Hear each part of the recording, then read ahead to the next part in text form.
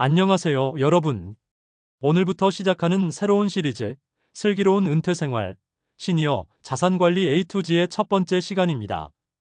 잠깐 화면을 보고 계신 분들 중에서 혹시 이런 생각해 보신 적 있으세요? 나는 아직 젊으니까 은퇴는 먼 얘기다. 아니면 국민연금 열심히 내고 있으니까 괜찮을 거다. 실제로 제가 상담하는 40대, 50대 분들을 만나보면 정말 충격적인 현실을 마주하게 됩니다. 월급 300만 원 받던 분이 은퇴 후에는 국민연금 80만 원으로 살아야 하는 상황. 이게 바로 우리의 현실입니다. 혹시 여러분은 은퇴 후 매월 얼마나 필요하다고 생각하세요? 통계청 자료에 따르면 은퇴 후 적정 생활비가 월 255만 원이라고 합니다.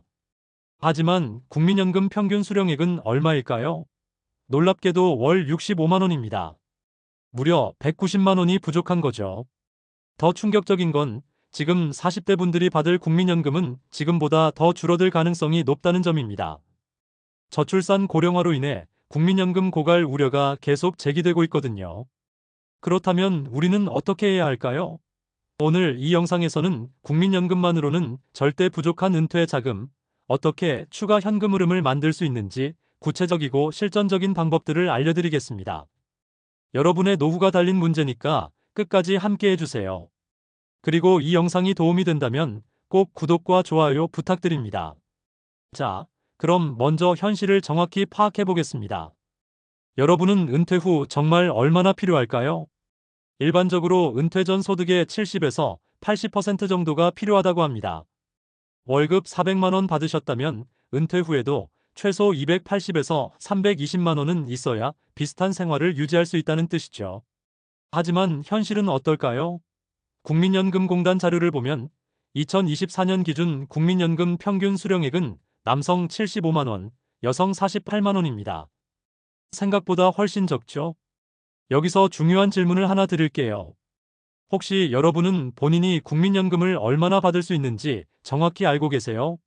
모르신다면 지금 당장 국민연금공단 홈페이지나 앱에 들어가서 확인해 보시기 바랍니다. 제가 실제 상담 사례를 하나 말씀드릴게요. 50대 초반 직장인 어씨의 경우 현재 월급이 500만 원인데 예상 국민연금 수령액이 월 95만 원이었습니다. 무려 405만 원이 부족한 상황이죠. 어씨가 65세부터 85세까지 20년간 산다고 가정하면 부족한 금액이 총 9억 7천만 원입니다. 이런 현실을 마주했을 때 많은 분들이 절망하시는데 절망할 필요는 없습니다. 중요한 건 지금부터라도 준비하는 것이거든요. 그럼 은퇴 후 현금 흐름을 만드는 방법에는 어떤 것들이 있을까요? 크게 네 가지로 나눌 수 있습니다. 첫 번째, 연금을 늘리는 방법. 두 번째, 부동산 투자를 통한 임대 수익. 세 번째, 금융상품을 활용한 이자 수익. 네 번째, 은퇴 후에도 할 수 있는 일을 통한 근로소득. 지금부터 하나씩 자세히 살펴보겠습니다. 첫 번째 방법, 연금을 늘리는 것부터 살펴보겠습니다. 국민연금 외에도 여러분이 활용할 수 있는 연금이 있습니다. 바로 개인연금과 퇴직연금이죠. 개인연금의 경우 연금저축과 IRP가 있습니다. 많은 분들이 세액공제 혜택 때문에 가입하시는데 정작 은퇴 후 연금으로 받을 때의 계획은 세우지 않으시더라고요. 연금저축의 경우 연 400만 원까지 납입 가능하고 납입액의 12에서 15%를 세액공제 받을 수 있습니다. 만약 25년간 매년 400만 원씩 넣고 연 5% 수익률로 운용한다면 만기 시 약 1억 9천만 원 정도 모을 수 있습니다. 이를 20년간 연금으로 받으면 월 80에서 90만 원 정도의 추가 소득이 생기는 거죠. IRP는 연 700만 원까지 납입 가능하고 연금저축과 합쳐서 연 700만 원까지 세액공제를 받을 수 있습니다. 특히 퇴직금을 IRP로 이전하면 세금 혜택을 받으면서 계속 운용할 수 있어서 매우 유리합니다. 여기서 중요한 팁을 하나 드릴게요. 연금 상품을 선택할 때는 수수료를 꼭 확인하세요. 같은 상품이라도 판매사에 따라 수수료가 다를 수 있거든요. 연간 0.5%와 1.5%는 25년간 누적하면 엄청난 차이가 납니다. 그럼 여러분께 질문 하나 드릴게요. 혹시 지금 가입하신 연금 상품의 수수료가 얼마인지 알고 계세요? 모르신다면 꼭 확인해 보시기 바랍니다. 퇴직연금도 중요한 노후 자금원입니다. 많은 분들이 회사에서 알아서 해준다고 생각하시는데 사실 퇴직연금은 본인이 직접 관리해야 하는 부분이 많습니다.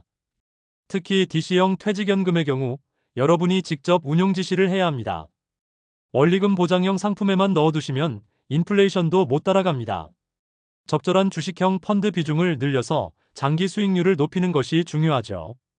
실제로 같은 회사에 다니는 두 사람이 퇴직연금 운용 방법에 따라 30년 후 받는 금액이 2배 이상 차이 날 수도 있습니다.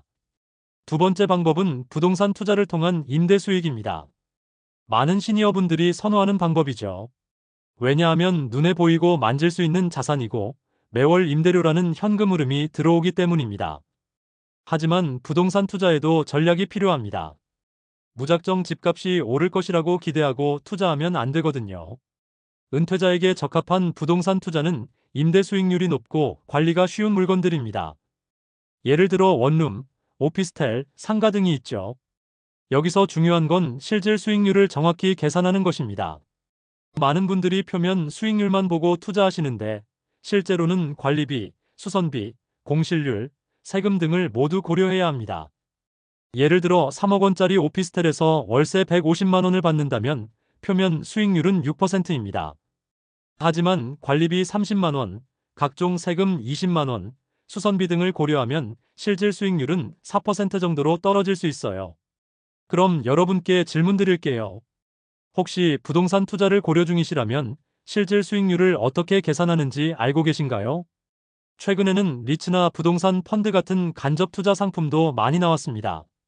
직접 부동산을 사기에는 자금이 부족하거나 관리가 부담스러운 분들에게는 좋은 대안이 될 수 있어요. 특히 공모리츠의 경우 배당 수익률이 연사에서 6% 정도 되고 분기별로 배당을 받을 수 있어서 은퇴자에게는 매력적인 투자처가 될 수 있습니다. 하지만 부동산 투자에도 리스크가 있다는 점을 명심하세요.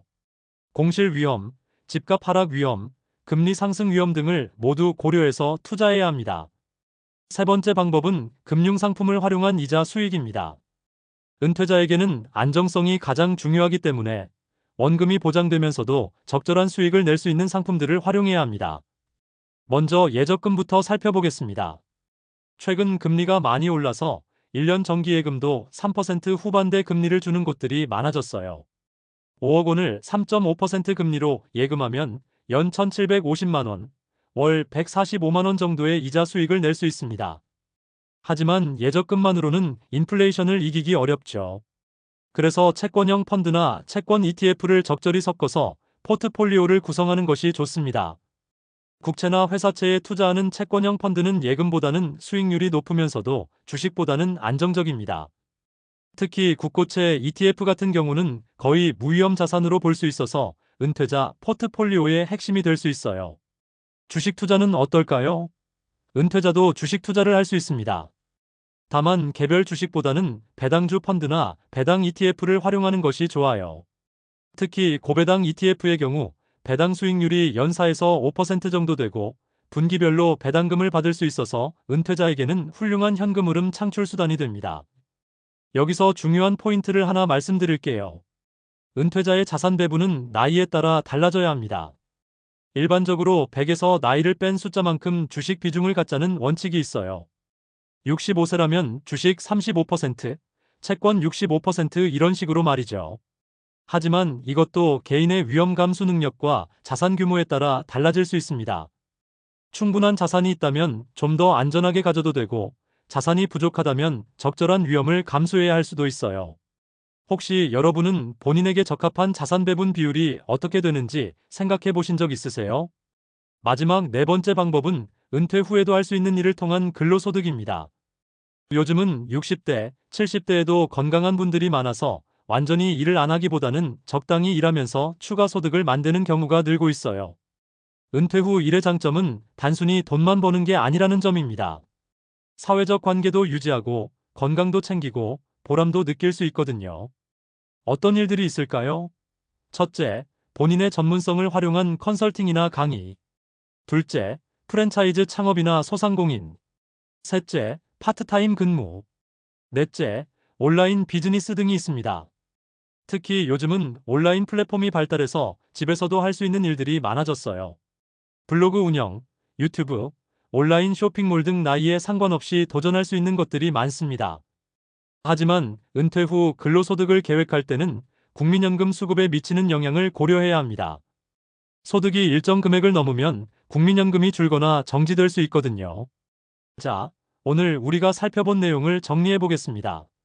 국민연금만으로는 절대 부족한 은퇴 자금, 이를 해결하기 위해서는 4가지 방법을 활용해야 합니다.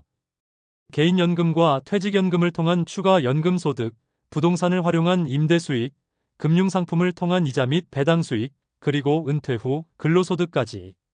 가장 중요한 건 지금 당장 시작하는 것입니다.